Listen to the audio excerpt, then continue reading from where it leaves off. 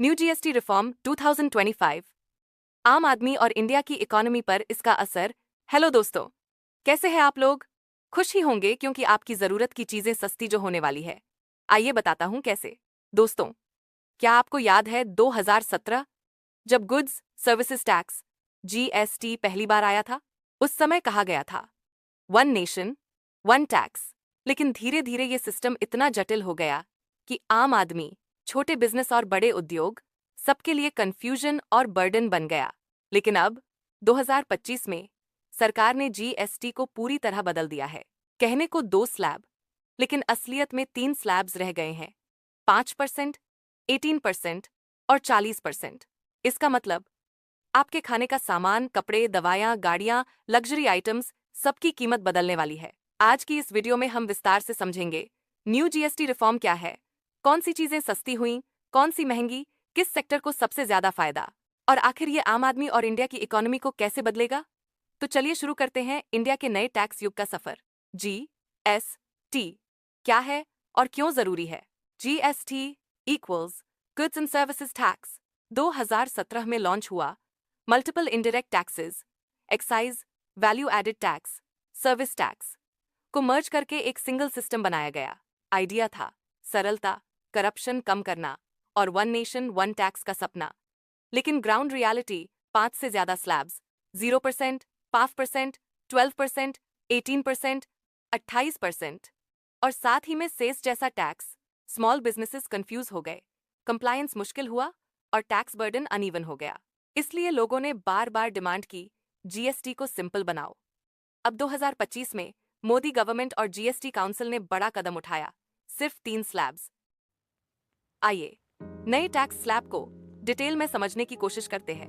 पहला स्लैब 5% का, जिसमें कि एसेंशियल और लाइफ नीड्स को डाला गया है। इस स्लैब को गवर्नमेंट ने मेरिट रेट बोला है, मतलब वो आइटम्स जो रोजमर्रा की जिंदगी के लिए जरूरी हैं। इसका मकसद है आम आदमी के खर्चे कम हो और मिडिल क्लास को रिलीफ मिले।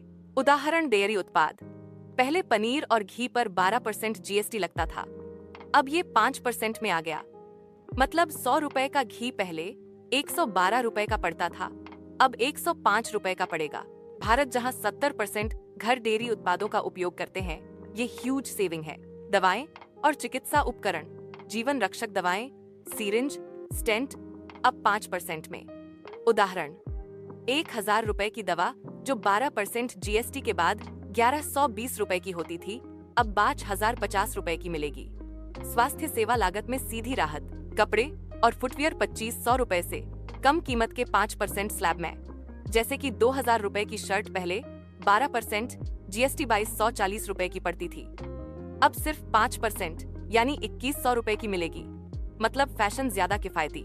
मॉडर्न एनर्जी इक्विपमेंट, सौर पैनल, एयर टर्बाइन, ये सब भी 5% स्लैब में डाले गए हैं। हालांकि इनको 0% रखा जाना चाहिए था। भारत के ग्रीन एनर्जी मिशन को सपोर्ट करने के लिए इसमें टैक्स नहीं होना चाहिए। 5% स्लैब, आम आदमी को सीधे तौर पर फायदा होगा। राशन, कपड़े, दवायां, फुटवियर सब सस्ते हो जाएंगे। सीधी और आसान भाषा में कहे तो जो चीजें आम आदमी के डेली जीवन के लिए जरूरी हैं, चावल, दाल, दूध, हॉस्पिटल का इलाज, स्कूल की फीस, बच्चों की किताब, स्टेशनरी, मेट्रो, बस का टिकट, उन पर 0 जीएसटी रखा गया है। मतलब जो गरीब और मिडिल क्लास को डायरेक्टली इंपैक्ट करती हैं, उन पर टैक्स का बोझ नहीं डाला गया। दूसरा टैक्स स्लैब 18% का। सरकार इस स्लैब को स्टैंडर्ड कंजप्शन रेट कहती है। ये उन वस्तुओं पर लगता है जो आवश्यक तो नहीं, लेकिन दैनिक आराम के लिए जरूरी है। उदाहरण electronics, entry level TV, refrigerator, washing machine अब 28% से घटाकर 18%। उदाहरण 20,000 रुपए का फ्रिज पहले 25,600 रुपए का पड़ता था, अब वही फ्रिज 23,600 रुपए का पड़ेगा। 2000 की सीधी बचत। ऑटोमोबाइल 350cc से कम की बाइक यानी रॉयल एनफील्ड क्लासिक 350cc पहले 2,62,000 रुपए की आती थी, अब 2,36,000 रुपए की आएगी। मतलब 26,000 रुपए की सीधी बचत। ट्रक और बस भी 18% में आने से बहुत ज्यादा सस्ते होंगे।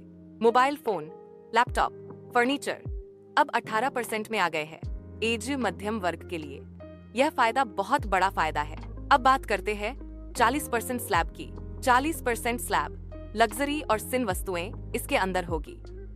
इस स्लैब को डीमेरिट रेट बोला जा रहा है, मतलब जो चीजें लग्जरी या हानिकारक हैं, उन पर ज्यादा टैक्स लगेगा। सरकार का तर्क, जो चीज समाज को नुकसान करती है या सिर्फ अमीरों के लिए विलासिता है, उससे ज्यादा राजस्व इकट्ठा करो। उदाहरण, तंबाकू और सिगरेट। 200 रुपए की सिगरेट के पैकेट पर पहले 28% के बाद 256 रुपए, अब 40% के बाद 280 रुपए, मतलब ज्यादा महंगा। मांग कम हो। Sugar flavoured drinks. 40 रुपए की कोल्ड ड्रिंक बोतल अब 40% टैक्स के बाद 56 की हो गई। यह स्वास्थ्य परिप्रेक्ष्य से भी सकारात्मक है। शुगर, ओबेसिटी को नियंत्रण में रखने का कदम। अब बात करते हैं 0% टैक्स कि जी हाँ, कुछ चीजें अब भी 0% टैक्स जीरो रेटेड या एग्जेम्प्ट कैटेगरी के अंदर ही है। 0% tax zero rated exempt items, इसका मतलब इन पर जीएसटी बिल्कुल भी नहीं लगेगा। ये मुख्यतः बुनियादी आवश्यकताएं, कृषि और निर्यात उन्मुख वस्तुएं होती हैं, जैसी कि 1. दैनिक खाद्य आवश्यक वस्तुएं, ताजे फल और सब्जियां, ताजा दूध बिना ब्रांड का, दही, लस्सी बिना ब्रांड का, आटा, चावल, दाल, बेसन, नमक, सादा नमक बिना ब्रांड का गुड़, इन सभी पर टैक्स 0 होगा।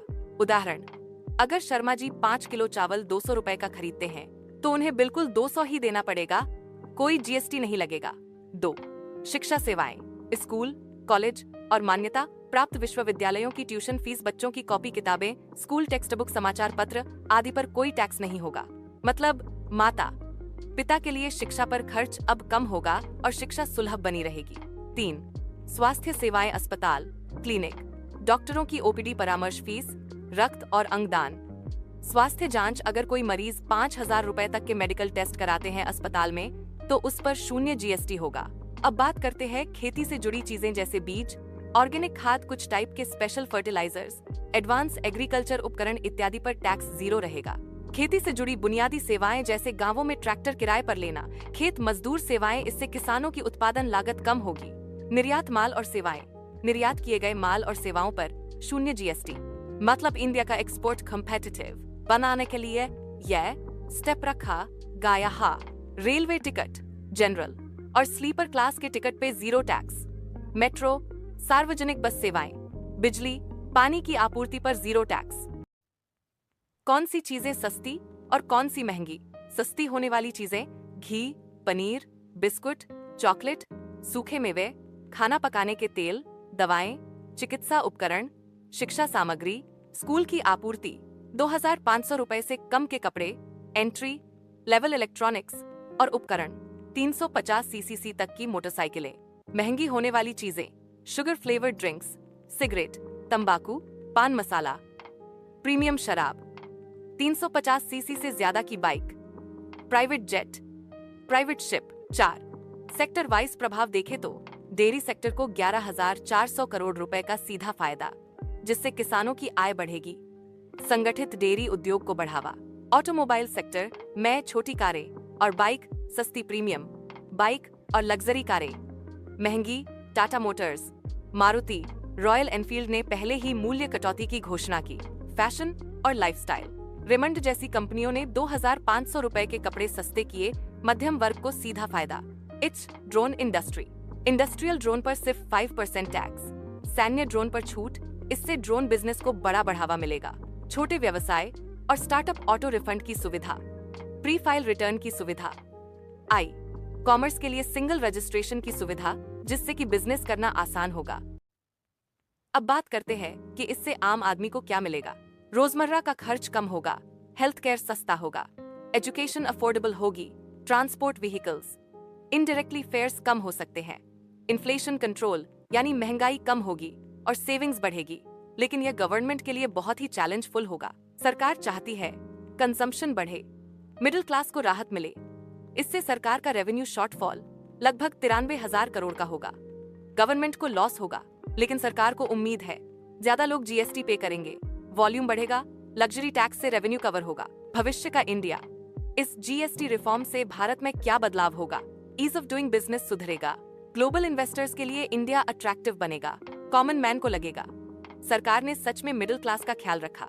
लेकिन जरूरत है प्रॉपर मॉनिटरिंग, ताकि कंपनीज सच में कंज्यूमर्स तक बेनिफिट पहुंचाएं। लास्ट में जान लीजिए दोस्तों, टैक्स सिस्टम किसी भी देश की बैकबोन होता है। अगर ये सिस्टम आसान और न्यायपूर्ण हो तो देश की इकोनॉमी तेजी से आगे बढ़ती है। 2025 का नया जीएसटी रिफॉर्म एक हिस्टोरिक कदम है। इससे सिर्फ बिजनेसमैन नहीं बल्कि हर घर, हर मिडिल क्लास फैमिली को फायदा मिलेगा। लेकिन सवाल ये है, क्या कंपनी सच में ये बेनिफिट लोगों तक पहुंचाएंगी? क्या सरकार इसको सही तरह से इम्प्लीमेंट करेगी? कमेंट बॉक्स में जरूर बताइए आपको नए जीएसटी रिफॉर्म से क्या उम्मीदें हैं। और अगर ये वीडियो इन्फॉर्मेटिव लगा हो तो लाइक और शेयर करना मत भूलना, क्योंकि नॉलेज बढ़ेगी तो देश बदलेगा। जय हिंद।